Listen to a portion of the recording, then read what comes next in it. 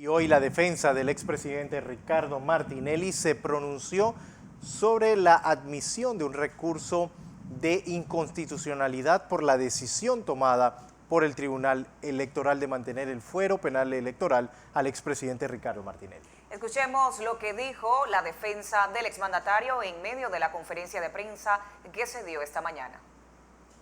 Esta jurisprudencia inveterada ha sido resquebrajada por la situación interpuesta y admitida el miércoles pasado con agravantes. El día 19, la Linda Guevara presentó una inconstitucionalidad que le tocó al magistrado Eduardo Ayú Prado.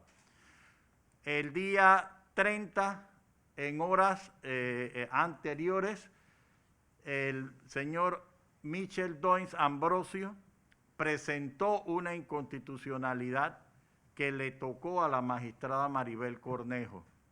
Y la tercera intervención fue la presentada y admitida por parte de la licenciada María Eugenia López al licenciado Herrera, siendo retiradas las dos primeras por razones que no son usuales.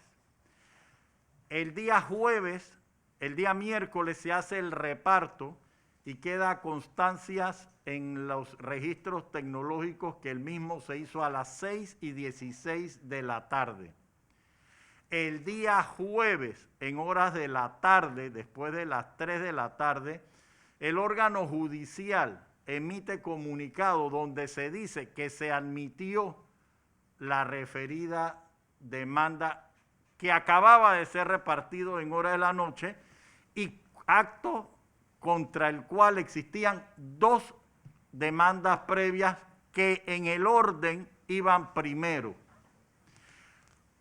Al día siguiente, con sorpresa, en horas del mediodía, en las redes sociales, se difunde digitalizada la opinión de 43 páginas realizado por el Procurador General de la Nación. Matemáticamente, en horas, sin conocer formalmente la demanda, el procurador opina que el acto del Tribunal Electoral es inconstitucional, resquebrajando la jurisprudencia de los últimos 26 años que hemos encontrado, para los efectos de que en cuestión de minutos regresara a la Corte Suprema de Justicia el día viernes una opinión y contradiciendo toda la jurisprudencia que existe en cuanto a recursos en materia electoral. La última vez que un acto parecido de la Corte Suprema de Justicia sucedió, provocó consecuencias institucionales que tuvieron que ser superadas y se mantuvo la uniformidad de criterios. Lamentamos que los hechos anteriores primero van a dejar en entredicho la decisión que sea por la precipitud y violación de los usos y costumbres en cuanto a tramitación. En muchos precedentes de los cuales incluso abogados que estamos aquí hemos participado, jamás, por lo menos en mi caso hablo de que este año cumplo 42 años de ejercicio y nunca se había visto esta situación de precipitud y de cuestionamiento a la formalidad administrativa, lo que resquebraja la institucionalidad. Hacemos un llamado a la Corte Suprema de Justicia como ente corporativo rector de la seguridad jurídica del país, que estas acciones coyunturales sean corregidas y que en ningún caso se permita que por el nombre de una persona como Ricardo Martinelli, en este caso, se tire por la borda toda la uniformidad que ha llevado el sistema de justicia panameño en esta materia. puede haber el debate que quieran, pero en un momento concreto siempre se ha manifestado que la Corte Suprema de Justicia, y menos los recursos de inconstitucionalidad, son terceras instancias para debatir hechos dados dentro de procesos. Y en ese sentido se han tenido las constancias de los expedientes y de los fallos que así lo manifiestan.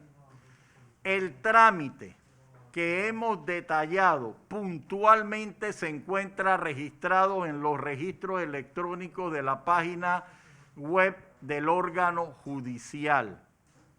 Y es inconcebible las situaciones correspondientes. En el año 1996, hace 26 años, la Corte Suprema de Justicia sentó los parámetros puntuales de que toda decisión jurídico-electoral dictada por el Tribunal Electoral en ejercicio de su poder constitucional, de que solamente ellos pueden interpretar y aplicar la ley electoral, no cabe acción de constitucionalidad.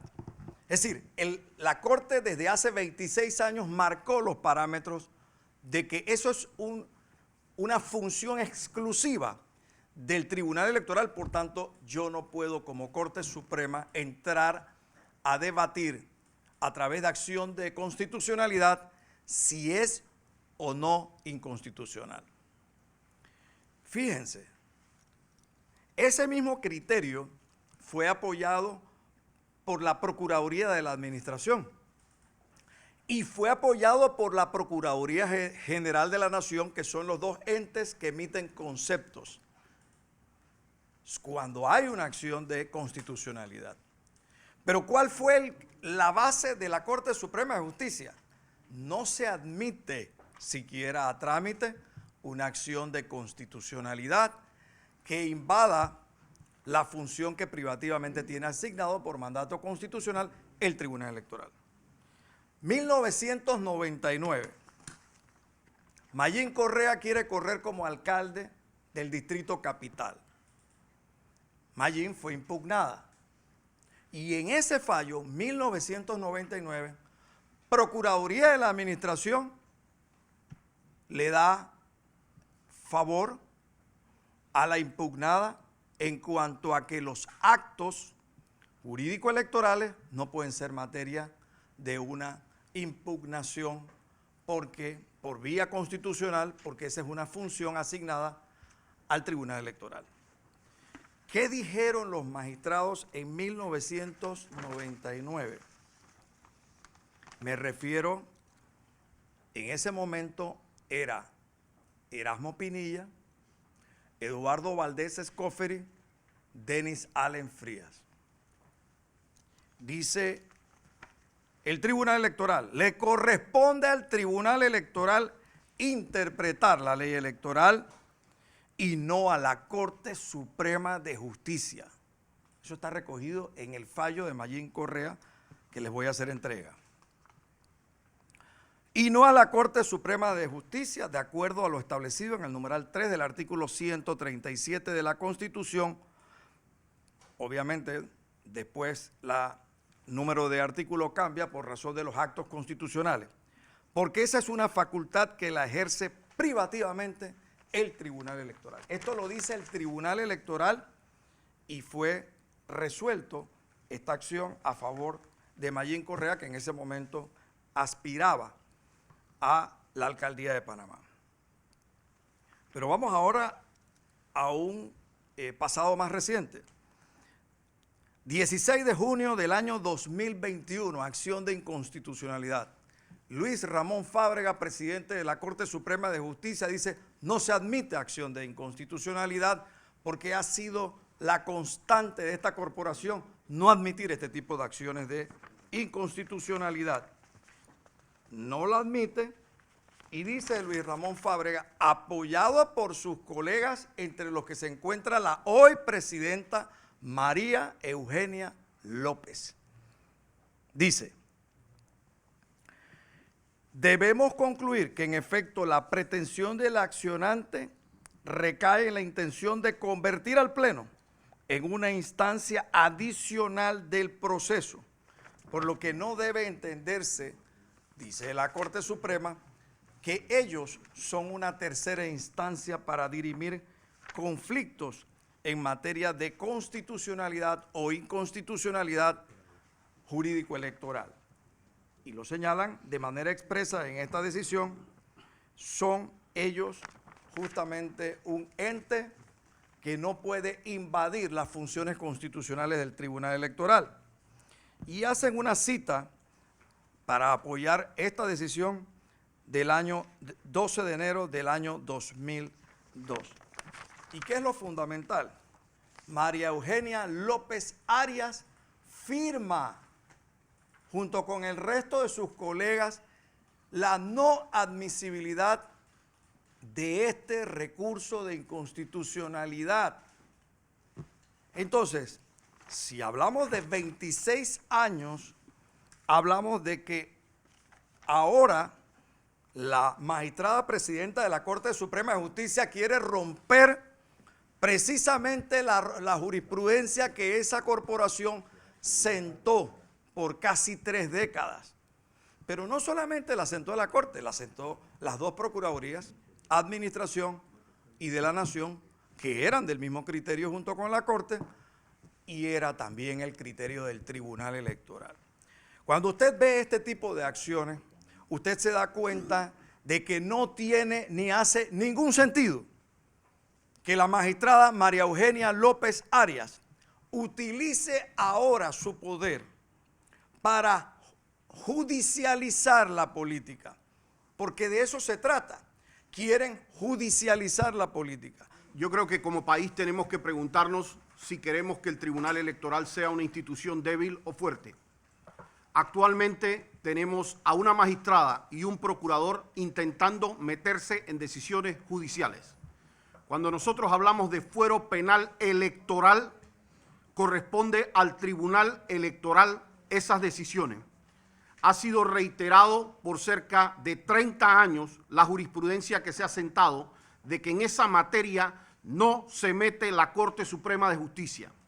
Ricardo Martinelli no es a la única persona a la que se le ha respetado el principio del fuero penal electoral. Y nosotros tenemos que tener claro que aquí eso ha pasado con el señor Blandón, que hoy está presentando un recurso de inconstitucionalidad, con el señor Rux, con el señor Torrijos, con muchísimas personas han tenido ese fuero penal electoral. Hay personas que pueden o no coincidir con la decisión del Tribunal Electoral. Y esa parte nosotros como abogados la respetamos, porque hay y pueden haber distintos criterios. Pero la institucionalidad tiene que respetarse y hubo una mayoría que lo determinó de una manera puntual ese fuero penal electoral. Y esa mayoría del Tribunal Electoral vio lo que todos los abogados de Panamá hemos podido ver, que hay una persecución política, que ha habido violación del debido proceso, que no se motivaron las decisiones y que hay un principio de especialidad que no se lo ha dado el Tribunal Electoral, se lo dio a Ricardo Martinelli la ley. Y que un tribunal electoral valore eso dentro de su sentencia no significa que los magistrados se lo están dando, significa que lo están tomando en cuenta dentro de todos los parámetros que tiene que abordar de lo que le presentan las partes. Aquí nosotros tenemos que ver si nosotros queremos una Corte Suprema de Justicia en donde el reparto que se hace para que no haya corrupción, aquí se lo puedan llevar por los cachos, porque aquí se hace un reparto para que uno no pueda escoger un magistrado. Y aquí hubieron 3 personas que presentaron recursos. Y el primero, el de la señora Linda Guevara, le cayó a Maribel Cornejo. El segundo, el del señor Michel Doens, le cayó al señor Ayú Prado. Esos 2 recursos, yo quiero que alguien me conteste aquí si uno presenta un recurso para retirarlo inmediatamente. A menos que se esté tratando de hacer trampa en la Corte Suprema de Justicia y a menos que yo tenga una presidenta de la Corte prestándose para esa trampa. Y me tiene que llamar la atención que el tercer recurso es el que toma la magistrada López. Es decir, que aquí podemos escoger qué magistrada va a tomar eso. Y escogen esta magistrada y esa magistrada en 2 horas lo recibe, lo reparte. Ella misma toma el reparto y lo comunica al procurador para que dé la opinión. Y el procurador en menos de un día hace una contestación a este recurso de inconstitucionalidad. Aquí mi colega, mucho más viejo que yo, mis dos colegas, tienen 40 y tantos y 30 y tantos años de ejercicio de la profesión.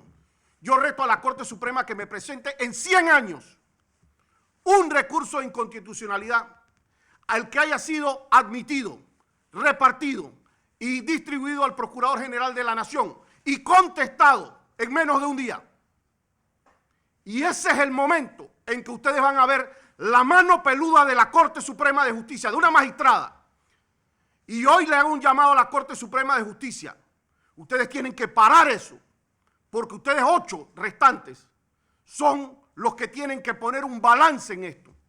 Porque de alguna manera trataron de que varios de ustedes no fueran escogidos para esta decisión. Y nosotros no podemos tener un país en donde cualquier decisión del Tribunal Electoral puede ser cuestionada de esa manera por las personas que hoy día tratan de invalidar esa decisión. Porque ustedes saben contra qué otra decisión cabe ese tipo de recurso. El día de mañana, cuando se dicta una elección, el resultado de una elección, resulta ser que también se van y escogen magistrados y le presentan un recurso de inconstitucionalidad. Y con eso tratan de invalidar lo que son las decisiones de todo un pueblo.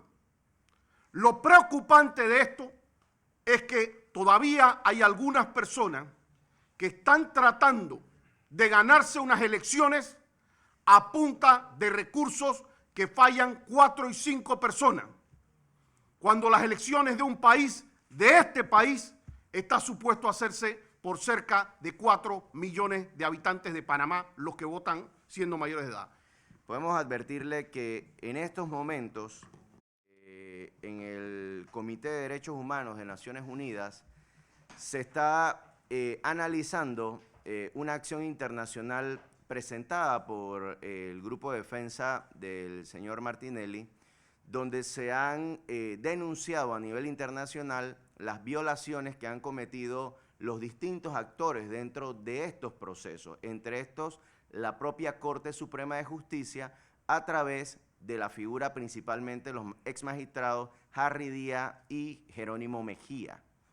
Nosotros, dentro de esta acción que se está debatiendo en estos momentos, vamos a enviar una ampliación para efectos de que el Comité de Derechos Humanos tenga conocimiento de las arbitrariedades y abusos que se están cometiendo dentro de Panamá y a nivel del órgano judicial. Para esto es importante establecer que no se necesita votar vía a nivel interno, porque estas son violaciones que vienen en cascada, y cuando en un país existen violaciones de este tipo, el afectado o la víctima no está obligado a votar recursos internos. Es por ello que en este momento nos encontramos redactando un documento que va a ser enviado ante el Comité de Derechos Humanos para que se analice lo que está sucediendo en el país y sea tomado en consideración para efectos de declarar la violación de los derechos humanos. Recuerden que ya